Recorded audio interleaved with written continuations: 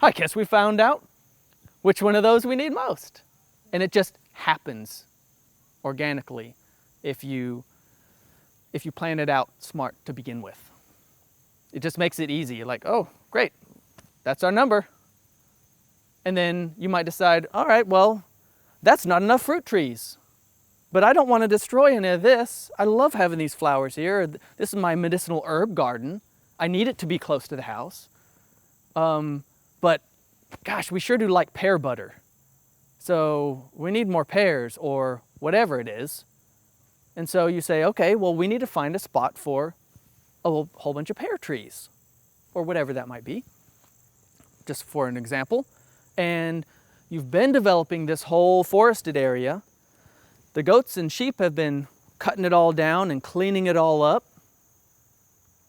And then you might have a nice little sunny western facing slope that's perfect for the pears that you just throw up a fence around, and now I have a little section just for that, to be protected from the goats, and it just naturally works.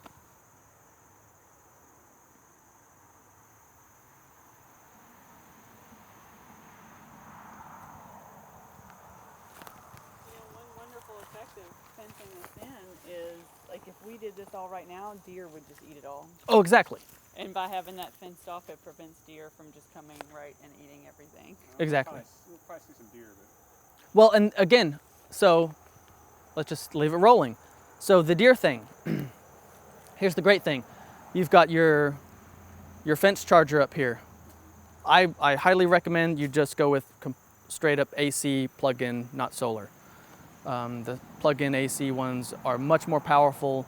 They do a much better job. What I do encourage people to do is, if you can, it takes a little bit extra money and effort to do this, but I think the benefits far outweigh the little bit of extra cost. I like to run a hot wire and also a ground wire that's connected to your earth system at the very top of the fence.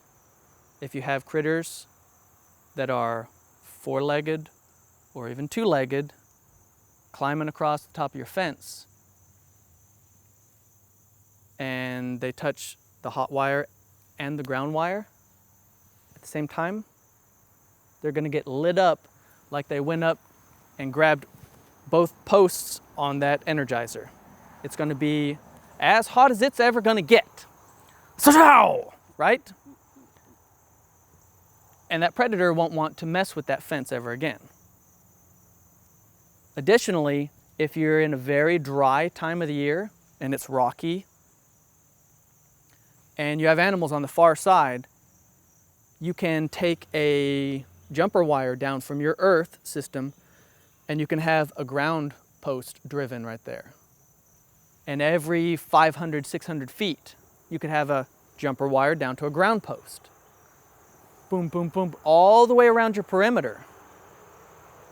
And that way, when that animal touches that hot wire on the side of the fence, again, we want to shoot for whatever size animals we're dealing with, their shoulder height. So if they go to rub up on that fence, goats love rubbing up on fences. If you ever see a fence and it looks like this, they're not using electric and they have goats. 9 times out of 10, I see some cattle fences like that. 9 times out of 10, they have built the fence backwards. They put the posts facing the people side, not facing the animal side. Posts should always face the animal side, so the animals push on the fence pushes on the posts. So 9 times out of 10, it's fence on the people side, and they don't have a hot wire, and they have goats, and they'll just push that fence until they can push it down from the top, and then they just hop right over it. So you put it at shoulder height, they won't rub on it. We still need to give them places to rub. So what I like to do is I like to get, there's an old like cross tie from railroad tracks or whatever. I like to set one of those out there, concrete it in, and take some fence, some old fence, and staple it and wrap it and fold it get it as tight on that post I can and wrap it around 4 or 5 times. So you have all this stuff going on.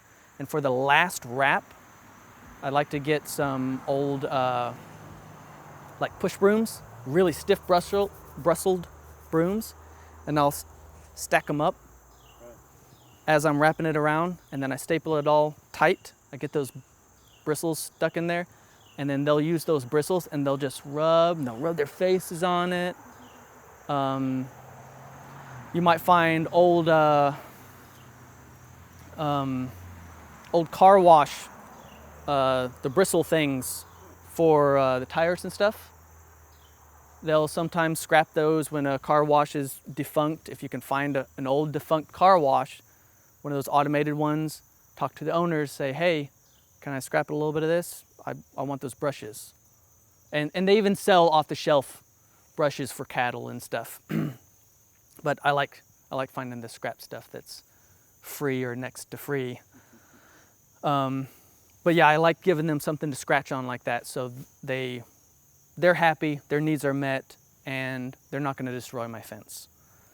So those ground posts set every 600 feet to 1,000 feet means if that animal touches, then the electricity only has to go as far as the closest ground post, which means you'll get more energy transfer. More energy transfer means more of a shock, which means more of a pow, more of a, okay, I don't ever want to touch that again.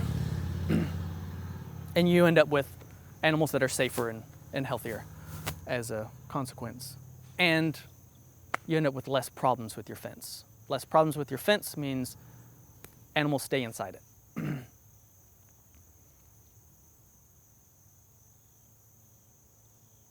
I feel like there was something else that I rabbit trailed from on that. Deer. Deer. They actually sell bait cups that you can put on an electric fence that you buy synthetic apple scent. You put in this little aluminum bait cup and the deer come over to sniff it and lick it, and pow, they get zapped. Alternatively, if you're cheap like me, you can get aluminum foil and fold it over and keep folding it, or just kind of fold it up to like a 2-inch wide flag, if you will. You can get, if you're using aluminum wire, then use aluminum. If you're using steel wire, then I would get some steel flashing, and you can crimp that steel flashing over the wire and then go on the sides and like cut it and then fold it over so it can't fly off. You take that little flag and you can use apple butter, or you can get some applesauce and just kind of simmer it in a saucepan until it reduces enough to be sticky. You can take that, you can smear it on those flags on the animal side and make sure it's not going to short out by touching anything. And you can alternate apple butter and peanut butter, so on and so forth, where most of the deer are coming through. And you leave that charger on, and when they come over to lick that stuff, they're going to get zapped, and then the deer are going to say, okay, electric bees live in this little patch of the woods, and we don't ever want to go tangle with the electric bees ever again. There's better places to go. It might smell good, but electric bees. So they don't like feeling that insecurity and that threat, and so they just go somewhere else. So having your electric fence right here means you can either, if you end up with horrible deer pressure in here, you can always get some those Tractor Supply step-in fiberglass posts like I was talking about. They're super quick and easy. They don't have to stick in very deep, just enough to stay upright. And you could bring off of your, I call them power lines. You've got a ground line and a powered line. And if you offset them, then you can always bring a little jumper down. You can always, I like using the aluminum wire because it's really easy to work with in the field. You can use alligator clips. I love alligator clips for this too. But you take your little strand, 20-foot strand of wire, and just got a little stringer coming out on posts, and on the next path, you got another stringer coming out on posts, and that one on posts, like that, and they're just all taken back to your power line, and a little section of wire that's insulated, alligator clip, you got a jumper wire, clip, and it's powered now.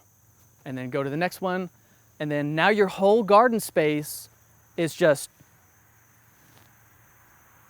mined.